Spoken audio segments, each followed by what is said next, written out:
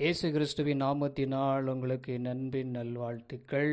இந்த நாளில் இந்த வேளையில் கூட கர்த்தருடைய வார்த்தையை நான் பகிர்ந்து கொள்ள பிரயாசப்படுகிறேன். இந்த நாளில் ஒரு ஜெபத்துக்காக நம்ம அந்த வசனத்தை தியானித்து அதுக்காக நம்ம ஜெபம் பண்ணணும். அப்படி என்ன சொல்லி பார்க்கும் பொழுது நீதிமொழிகள் 21 அதிகாரம் 23வது வசனம், தன் வாயையும் தன் நாவையும் காக்கிறவன் தன் ஆத்துமாவை இடைக்கண்களுக்கு விலகி காக்கிறான். அல்லேலூயா, அல்லேலூயா. தன் வாயையும் தன் நாவையும் காத்து கொள்ளப்பட வேண்டும். இன்னைக்கு எத்தனை பேர் இன்னைக்கு வீணான வார்த்தைகளோடு தன்னுடைய நாவு என்பது எப்படி ஒரு நெருப்பு போன்றது.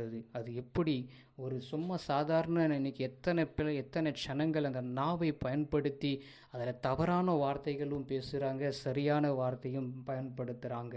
தன் வாயையும் தன் நாவையும் காத்து கொள்ளப்பட வேண்டும். எங்கே எப்படி பேசணும், எப்படி நடந்து கொள்ளப்படணும் சொல்லி அழகாக இந்த வார்த்தை சொல்லப்படுது. தன் நாவை காக்கப்பட வேண்டும்.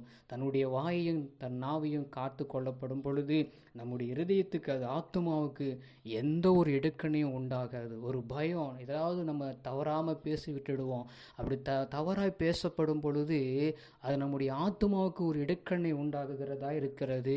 அது நாவும் வாயும் பேசிட்டு வந்துடும். ஆனால் கடைசியில் பார்க்கும்போது உள்ளம் அப்படியே தடமாறி கொண்டிருக்கிறோம். அது மாத்திரமில்லை, அந்த ஆத்துமா பார்த்தீங்கன்னாக்கா அது ஒரு என்ன சொல்கிறதுன்னு பார்க்கும் பொழுது அந்த ஆத்துமாவுக்கு ஒரு பாவத்தை விளைவிக்கிறது, இடுக்கண் உண்டாக்கி கொண்டிருக்கிறது. அதனால் நம்மை நாவை காக்கப்பட வேண்டும். நம் நாவை குறித்து எச்சரிக்கையாக இருக்கப்பட வேண்டும்.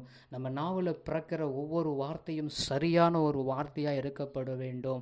எந்த இடத்துல எப்படி பேசணும், எங்கே என்ன செயல்படணும் சொல்லி சரியாக செயல்படணும். அதை விட்டுட்டு தவறான வார்த்தைகளை, நல்ல இடத்துல தவறான வார்த்தைகளும் தவறான இடத்துல நல்ல வார்த்தைகளும் பேசுவது நீங்கள் அறிந்து சரியாக பேசப்பட வேண்டும். அதனால தான் அப்படியே நம்ம நாவையும் நம்முடைய வாயும் சரியாய் காக்கப்பட வேண்டும். அப்படி நம்ம காக்கப்பட்டால் நம்ம எல்லாத்திலிருந்து, நம்ம இடுக்கண்ணிலிருந்து நம்ம தப்பித்துக்கொள்ள நம்ம ஆண்டவருடைய வார்த்தை அழகாக இங்கே சொல்கிறது. அதனால் தன்னுடைய வாயும் தன்னுடைய நாவையும் நம்ம காத்துக்கொள்ள நம்ம ஆண்டவரிடத்தில் நம்ம ஒப்பு கொடுப்போம். ஆண்டவரே, என் நாவையும் என் வாயும் என்ன பண்ணுங்க, காத்துக்கொள்ளுங்க. நீங்கள் எனக்கு சரிப்படுத்துங்க, எனக்கு நீங்கள் தான் பார்த்துக்கொள்ளணும்னு சொல்லி அவரிடத்தில் நம்ம ஒப்பு கொடுக்கும் பொழுது தன்னுடைய நாவையும் தன்னுடைய வாயையும் அவர் சரியாக நடத்துவார். அதனால் நம்ம ஒப்பு கொடுத்து கர்த்தரிடத்தில் நம்ம ஜெபம் பண்ணுவோம். எங்கள் கிருபையாக நேசிக்கிற எங்கள் அன்பின் நல்ல தகப்பனே, தன் வாயும் தன் நாவையும் காத்து கொள்ளுகிறவன் தன் ஆத்துமாவை இடைக்கண்களுக்கு விலக்கி காக்கிறான்னு சொல்லி வசனம் சொல்லுகிறது.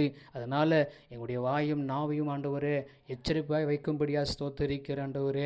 நீங்கள் ஆண்டவரே எங்களுக்கு எச்சரிப்பையாக இருக்கும்படி கிருபை செய்யுங்க ஆண்டவரே. அப்பா, எங்களை காத்து கொள்ளுங்க ஆண்டவரே. எங்களை கிருபையாக நடத்துங்க ஆண்டவரே. எங்களுக்கு சொல்லிக் கொடுங்க ஆண்டவரே. எனக்கு கிருபையாக நடத்துங்க ஆண்டவரே. நாங்கள் எங்கே எப்படி பேசணும்னு சொல்லி எனக்கு கற்றுக் கொடுங்க. நீங்களே பொறுப்பெடுத்து எங்களை பாதுகாத்து கொள்ளுங்க. பெரிய காரியங்களை செய்யுங்க. இந்த இடுக்கிலிருந்து எங்களை விலக்கி என்னை பாதுகாத்து கொள்ளுங்க. இயேசுவின் நாமத்தினால் ஆமேன்.